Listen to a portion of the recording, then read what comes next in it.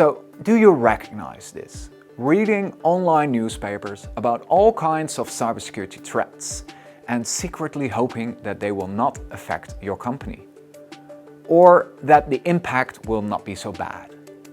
And yet you hear that other companies in your sector do take steps to invest in cybersecurity.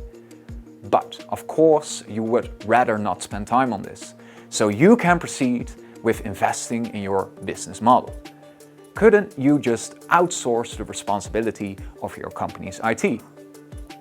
Unfortunately, coming up with effective mitigations for cybersecurity problems is not easy, especially not for SMEs that already have difficulty with finding the right staff and having to comply with all these sheets of legislations and regulations to be allowed to process customer data.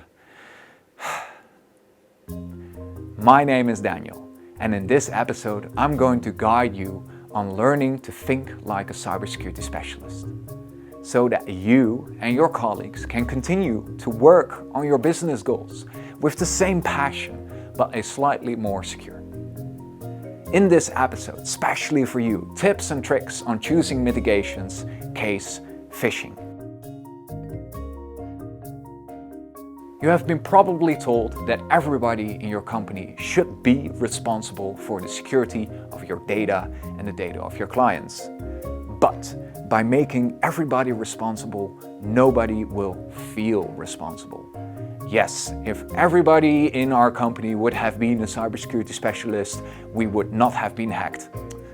Just like your sales department would probably say that every employee should be a salesperson. It's true that in a healthy organization, everybody plays a role in cybersecurity, and that you and your colleagues would feel more comfortable with a certain role. Do not bother fellow technicians with financial questions about business risks, nor do expect from a business consultant to know how to configure a network firewall.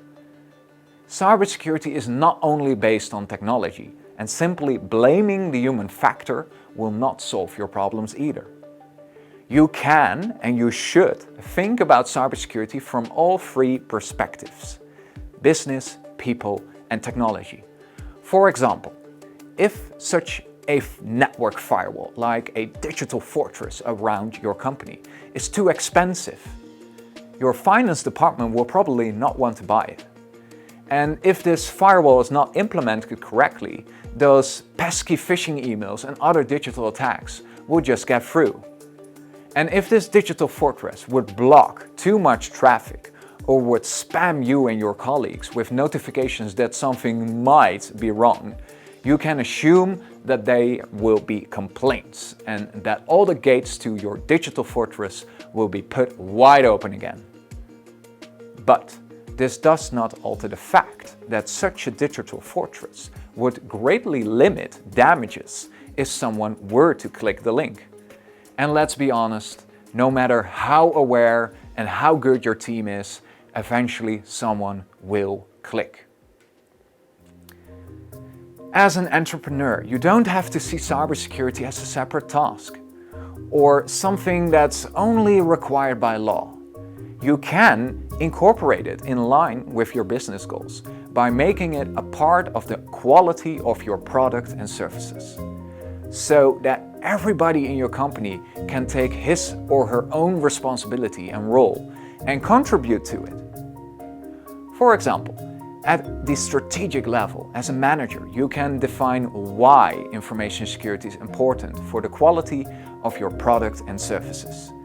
After which, at the tactical level, discussing with your team management or product owners on how and which mitigations they think would work best for the way a specific team operates.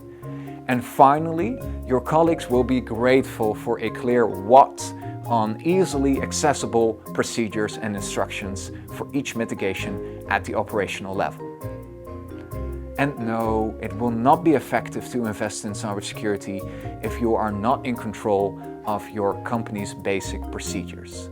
Yes, technology can be difficult and could best be outsourced to a specialized company, under the right service level agreements, of course.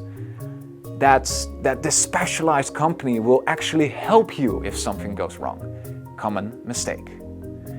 Outsourcing the human factor is not a good idea.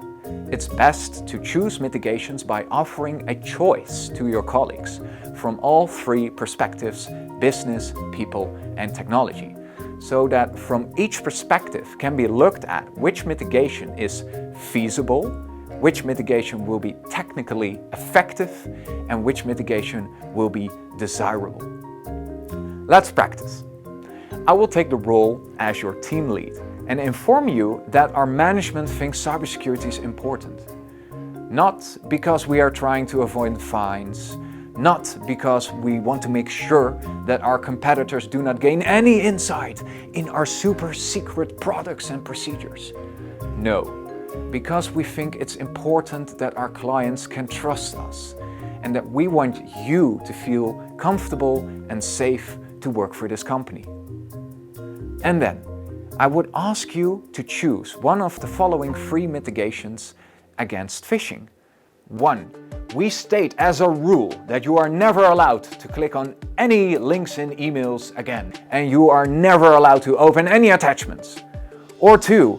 I will give you a negative annual rating if you fail the next phishing test, and here's the link you should click on to go to the next e-learner you must do while not getting paid for the hours.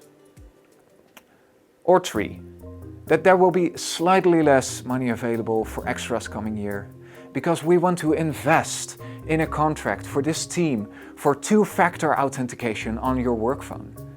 This will unfortunately not make it possible for you and digital attackers to automatically log in into your online working environment with only your username and password. Sorry.